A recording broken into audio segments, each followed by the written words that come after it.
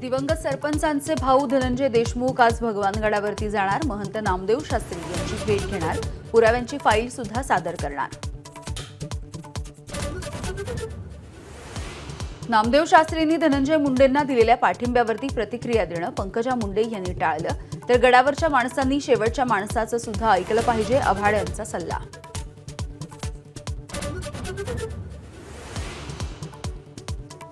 आता जोडायची वेळ आहे. एबीपी माझाच्या मुलाखतीमध्ये मंत्री संजय शिरसाट यांचं मोठं वक्तव्य.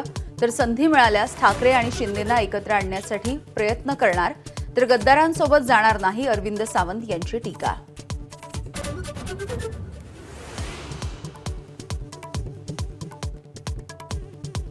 मालेगावात जन्मदाखले घोटाळ्याच्या प्रकरणी किरीट सोमय्या यांच्या तक्रारीच्या नंतर गुन्हा दाखल. बनावट कागदपत्र देणाऱ्या तिघांना अटक. मालेगावात 4000 बांगलादेशींनी जन्मदाखले मिळवल्याचा सोमय्यांचा आरोप.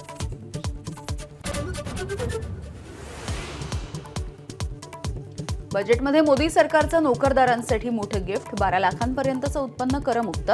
पुढच्या आठवड्यामध्ये नवं इन्कम टॅक्स विधेयक मांडलं जाईल.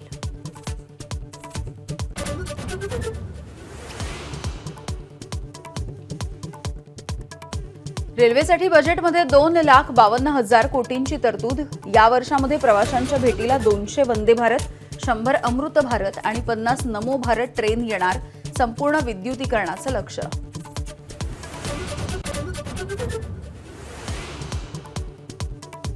बजेटमध्ये महाराष्ट्रासाठीच्या घोषणेमधल्या आकडेवारीमध्ये तफावत. फडणवीस आणि अजित पवारांच्या आकडेवारीमध्ये साम्य नाही. मुंबई आणि पुणे मेट्रोचा समावेश.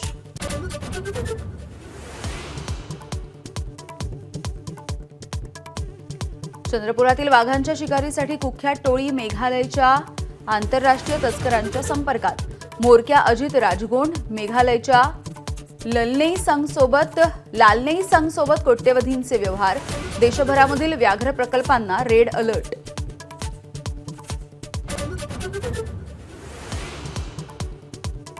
आणि मुंबईत वानखेडेवरती इंग्लंडसोबत 5वा T20 सामना आज होणार. भारताला मालिका 4-1 ने जिंकण्याची संधी.